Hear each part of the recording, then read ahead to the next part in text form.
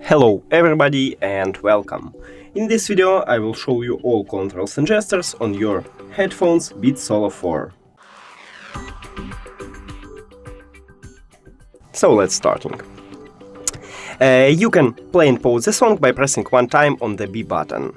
So I'm just pressing one time and I play a song and I press again to pause the song.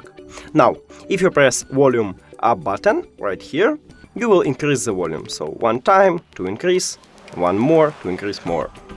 If you press volume down, you will lower the volume. So one time and one more, and I lower the volume.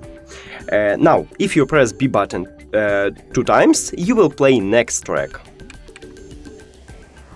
Here we go, and you will, if you will press it three times, you will play previous track. Here we go. Now, if someone called to you, you can answer the call by pressing one time on your B button. Here we go. And now when you speak, you can press one more to reject the call. It's interesting. Two times. Yeah, I don't know why, but it worked just with the two.